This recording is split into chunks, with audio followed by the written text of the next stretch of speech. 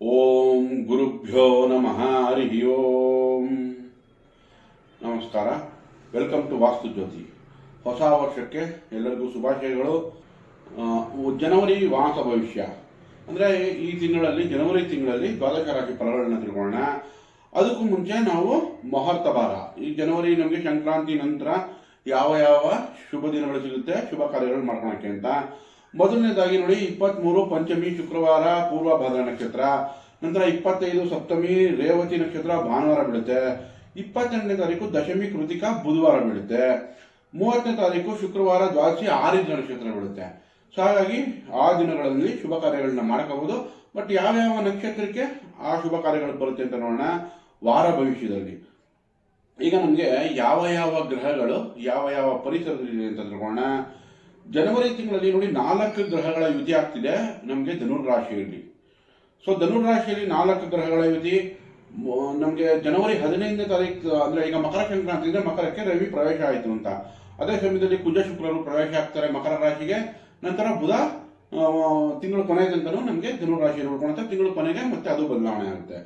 ನಂತರ ನಮಗೆ ರಾಹು ಕುಂಭ ರಾಶಿಯಲ್ಲಿಯೋ, ಗುರು ಮಿಥುನ ರಾಶಿಯಲ್ಲಿ, ಕೇತು ಸಿಂಹ ರಾಶಿಯಲ್ಲಿಯೋ, ನಂತರ ಶನಿಯು ಮೀನ ರಾಶಿಯಲ್ಲಿ ಸಂಚಾರ ಮಾಡ್ತಾ ಇದೆ. ಇದು ಗ್ರಹದ ಪರಿಸರಗಳು. ಈಗ ನಮಗೆ ಬುಧ ತಗೊಳ್ಳಿ, ಗುರು ಮನೆಯಲ್ಲಿದೆ, ಅನ್ಕಂಫರ್ಟಬಲ್ ಆಗಿರುತ್ತಾಗ. ಶುಕ್ರ ಕೂಡ ಗುರು ಮನೆಯಲ್ಲಿ ಅಂತ ಪಾಸಿಟಿವ್ ರಿಸಲ್ಟ್ ಕೊಡಲ್ಲ, ಆದರೆ ನೆಗೆಟಿವ್ ಕೂಡ ಭಾಗ್ಯದಲ್ಲಿ ಶುಕ್ರ ನಿಮಗೆ ನೆಗೆಟಿವ್ ಜಾಸ್ತಿ ಕೊಡಲ್ಲ. ಬಟ್ ಭಾಗ್ಯದಲ್ಲಿ ರವಿ ಕುಜರು ತಕ್ಕ ಮಟ್ಟಿಗೆ ಒಳ್ಳೆ ರಿಸಲ್ಟ್ ಕೊಡುತ್ತೆ. ನೋಡಿ, 15 ಸಂಕ್ರಾಂತಿ ನಂತರ ರವಿ 10ನೇ ಮನೆ ಮಕರ ರಾಶಿಗೆ ಯಾವ ಪ್ರವೇಶ ಮಾಡುತ್ತೋ ರವಿ ಇನ್ನೂ ಉತ್ತಮ ರಿಸಲ್ಟ್ ಕೊಡುತ್ತೆ. ಕುಜ ಕೂಡ ಉಚ್ಚನಾಗ್ತಾನೆ, ಅಂದರೆ ಎಕ್ಸಾಲ್ಟೆಡ್ ಪೊಸಿಷನ್ ಬರುತ್ತೆ ಮಕರ ರಾಶಿಯಲ್ಲಿ ಕುಜ. ಸೊ ಈ ತರ ಪರಿಸರಗಳು ಇಲ್ಲಿದೆ ಅಂತ ನೋಡ್ಕೋಬಹುದು. ಈಗ ನಾವು ದ್ವಾದಶ ರಾಶಿ ಫಲಗಳು ಜನವರಿ ತಿಂಗಳಲ್ಲಿ ಏನು ಅಂತ ತಿಳ್ಕೊಳ್ಳೋಣ. ಕುಂಭರಾಶಿ ನೋಡಿ, ಕುಂಭರಾಶಿಯವರಿಗೆ ನಿಮಗೆ 11ನೇ ಮನೆಯಲ್ಲಿ 4 ಗ್ರಹಗಳ ಸಂಚಾರ ಸಂಕ್ರಾಂತಿ ತನಕ. ಸೊ ಸಂಕ್ರಾಂತಿ ತನಕ ಮೇಲಧಿಕಾರಿಯಿಂದ ಮೆಚ್ಚುಗೆ, ಕೆಲಸ ಕಾರ್ಯಗಳು ಸಿಕ್ಕಿಲ್ಲ ಅಂದ್ರೆ ಹೊಸ ಕೆಲಸ ಸಿಗುತ್ತೆ. ಓವರ್ ಆಲ್ ತುಂಬಾ ಚೆನ್ನಾಗಿದೆ ಕುಂಭರಾಶಿಯವರಿಗೆ. ಸೊ ನಿಮ್ ಶುಕ್ರ 11ನೇ ಮನೆ, ಸೊ ಪ್ರೀತಿ ಪ್ರೇಮ ಸಾಮರಸ್ಯಕ್ಕೆ ಅನುಕೂಲ. ಗುರು ದೃಷ್ಟಿ ಬಿದ್ದಿದೆ, ಶುಭ ಕಾರ್ಯಕ್ಕೂ ಆಗೋ ಚಾನ್ಸಸ್ ಹೆಚ್ಚಾಗುತ್ತೆ.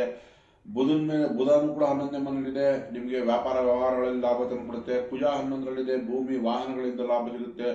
ರವಿ 11ರಿದೆ, ಮೇಲಧಿಕಾರಿಯಿಂದ ಮೆಚ್ಚುಗೆ ಸಿಗುತ್ತೆ. ಓವರ್ ಆಲ್ ತುಂಬಾ ಚೆನ್ನಾಗಿದೆ. ಆದರೆ ಸಂಕ್ರಾಂತಿ ನಂತರ ರವಿ, ಕುಜ ಮತ್ತು ಶುಕ್ರ ಎಲ್ಲ 12ನೇ ಮನೆಗೆ ಬರುತ್ತೆ.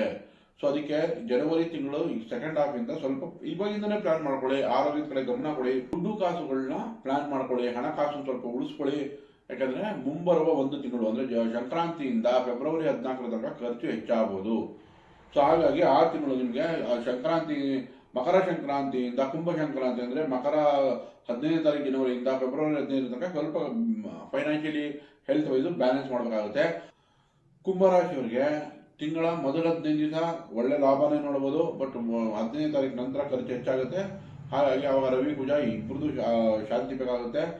ರವಿಗೋಸ್ಕರ ಸೂರ್ಯನಾರಾಯಣ ಅಷ್ಟೋತ್ತರಗಳು ಹೇಳ್ಕೊಳ್ಳೋದು, ಸೂರ್ಯ ಉದಯಕ್ಕೆ ಎದ್ದೋಳೋದು. ಶನಿ ನಿಮಗೆ 7.5 ಇರೋದ್ರಿಂದ ಸ್ವಲ್ಪ ಸೋಂಬೇರಿತನ ಅಥವಾ ಲೇಸಿನೆಸ್ ಇರುತ್ತೆ. ಅದನ್ನ ಬಿಟ್ಟು ಸೂರ್ಯ ಉದಯಕ್ಕೆ ಎದ್ದೋಳೋದ್ರಿಂದ ರವಿ ಶಾಂತಿ ಆಗುತ್ತೆ. ಕೆಲಸ ಕಾರ್ಯದಲ್ಲಿ ಚುರುಕುತನೂ ಬರುತ್ತೆ. ಕುಜ ಶಾಂತಿ ಅಗತ್ಯ ಇದೆ 15ನೇ ತಾರೀಕು ನಂತರ. ಕುಜಗೋಸ್ಕರ ಅಂಟನ್ನು ಕರೆದು ಹಬ್ಬದ ದಿವಸ ಸಿಹಿ ತಿಂಡಿ ಕೊಡಿ. ಸುಬ್ರಹ್ಮಣ್ಯನ ಆರಾಧನೆ ಮಾಡೋದು, ತೊಗರಿಬೇಳೆ ಬೆಲ್ಲವನ್ನು ದಾನ ಮಾಡೋದು ಸುಬ್ರಹ್ಮಣ್ಯ ದೇವಸ್ಥಾನದಲ್ಲಿ, ಕುಜ ಶಾಂತಿ ಆಗುತ್ತೆ. ಓವರ್ ಆಲ್ ತಗೊಂಡ್ರೆ ಕುಂಭರಾಶಿಯವರಿಗೆ ತುಂಬಾ ಚೆನ್ನಾಗಿದೆ ಅಂತಲೇ ಹೇಳ್ಬೋದು. ಜನವರಿ ಸೆಕೆಂಡ್ ಹಾಫ್ ಅಲ್ಲಿ ಸ್ವಲ್ಪ ಪರಿಹಾರಗಳು ಅಥವಾ ಪ್ಲಾನಿಂಗ್ ಬೇಕಾಗುತ್ತೆ. ಅದು ಇವಾಗಿಂದನೇ ಮಾಡಿದ್ರೆ ಪರಿಹಾರ ಆಗುತ್ತೆ. ಒಳ್ಳೆಯದಾಗಲಿ. ಹ್ಯಾಪಿ ನ್ಯೂ ಇಯರ್, ಹೊಸ ವರ್ಷ ಎಲ್ಲರೂ ಸಂತೋಷವಾಗಿ ಆಚರಿಸಿ. ಈ ವಿಡಿಯೋ ಇಷ್ಟ ಆಗಿದ್ದಲ್ಲಿ ಲೈಕ್ ಮಾಡಿ, ಶೇರ್ ಮಾಡಿ, ಸಬ್ಸ್ಕ್ರೈಬ್ ಮಾಡಿ. ಧನ್ಯವಾದಗಳು.